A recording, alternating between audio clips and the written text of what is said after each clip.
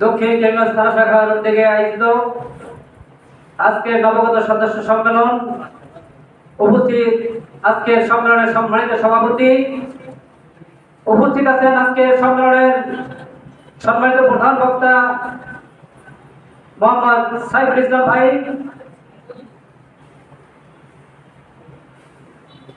নারায়ে তাকবীর। সম্মানিত উপস্থিতি, আল্লাহ তাআলা পবিত্র কোরআনুল কারিমে বলেন, কুনতুম খায়রা উম্মাতিন উখরিজাত লিন-নাস তা'মুরুনা বিল মা'রুফ ওয়া তানহাউনা 'আনিল মুনকার ওয়া তু'মিনুনা বিল্লাহ। সাদাকাল্লাহুল আলিয়্যুল আযীম। আল্লাহ তাআলা বলেন, তোমরাই সর্বশ্রেষ্ঠ জাতি। আমরা জানি আগেরকার জমানার নবীর উম্মতেরা 200, 300, 400, 500, 700 বছর পর্যন্ত হায়াত পাইত। তারা ইবাদত করতে করতে এমন পর্যায়ে ইবাদত করত, যেই পাথরের উপরে সিজদা দিত, যেই পাথরটা দাঁড়াইতো ওখানে পায়ের ছাপ পড়ে যেত, আঙ্গুলের ছাপ পড়ে যেত। তারা শত শত বছর পর্যন্ত ইবাদত করেছে, কিন্তু তাদেরকে দামি বলা হয় নাই, সর্বশ্রেষ্ঠ জাতি বলা হয় নাই। আর শেষ জমানার নবীর উম্মতেরা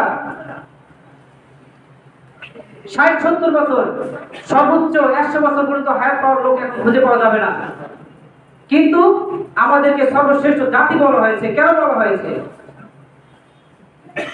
আমরা তো আগের জমানার নবীর উম্মতের থেকে বেশি ইবাদত করতে পারি না, পারি? তারা এমন পর্যায়ে ইবাদত করত, পাথরের ভিতরে পর্যন্ত তারা ইবাদত করত, সেখানে খাবার পৌঁছে দেওয়া হতো। তাদেরকে সর্বশ্রেষ্ঠ জাতি না বলে আমাদেরকে সর্বশ্রেষ্ঠ জাতি কেন বলা হয়েছে? কারণ একটাই, তোমরা সর্বশ্রেষ্ঠ জাতি, তোমরা সৎ কাজের আদেশ করবে, অসৎ কাজের নিষেধ করবে। এই জন্যই আমাদেরকে সর্বশ্রেষ্ঠ জাতি বলা হয়েছে। সৎ কাজের আদেশ করতে হবে, অসৎ কাজে নিষেধ করতে হবে। কিভাবে করব? ওয়াতাসিমু বিহাবলিল্লাহি জামিআন ওয়া লা তাফাররাকু। তোমরা ঐক্যবদ্ধভাবে আমরা রজ্জুকে আঁকড়ে ধরো, তোমরা পরস্পর বিচ্ছিন্ন হয় না। আপনার এলাকায় একটা অন্যায় হইতেছে, অবিচার হইতেছে, জুলুম হইতেছে, আপনি যদি সেখানে গিয়ে একা গিয়ে ওই অন্যায় কাজটাকে নকশাত করতে চান, মানুষকে অন্যায় থেকে ফেরত দিতে চান, তাহলে আপনি একা গিয়ে হবে না। আপনি একলা গেলে বরং মাইর খেয়ে আসার সম্ভাবনা বেশি। এই জন্য আপনাকে ঐক্যবদ্ধ হতে হবে। ওয়াতাসিমু বিহাবলিল্লাহি জামিআন ওয়া লা তাফাররাকু। তোমরা ঐক্যবদ্ধভাবে আল্লাহর রজ্জুকে আঁকড়ে ধরো, তোমরা পরস্পর বিচ্ছিন্ন হও না। নবী করিম সাল্লাল্লাহু আলাইহি সাল্লাম হিলফুল ফুজুল সংগঠন তৈরি করেছিলেন যুবকদেরকে নিয়ে। সেই হিলফুল ফুজুল সংগঠনের মাধ্যমে তিনি ভালো ফলাফল পেয়েছিলেন, সমাজ উপকৃত হয়েছিল। আজকের এই যুব সমাজকে আমি বলতে চাই, এই যুব সমাজ এই দেশের ভিত্তি, যুব সমাজ দেশের খুঁটি। এই যুব সমাজ জাগলে বাংলাদেশ জাগবে, এই যুব সমাজ জাগলে বাংলাদেশের পুরো প্রেক্ষাপট পরিবর্তন হয়ে যাবে। আজকে আমরা যে বাংলাদেশকে পেয়েছি, এই যুব সমাজের ভূমিকার কারণে আমরা বাংলাদেশকে পেয়েছি। সেই 1971 এ দেশের বাংলাদেশের দালাল, শ্রমিক, মজদুর, কৃষক তারা ঐক্যবদ্ধ ভূমিকা রাখার কারণে আজকে এই বাংলাদেশ নামক ভূখণ্ড আমরা পেয়েছি।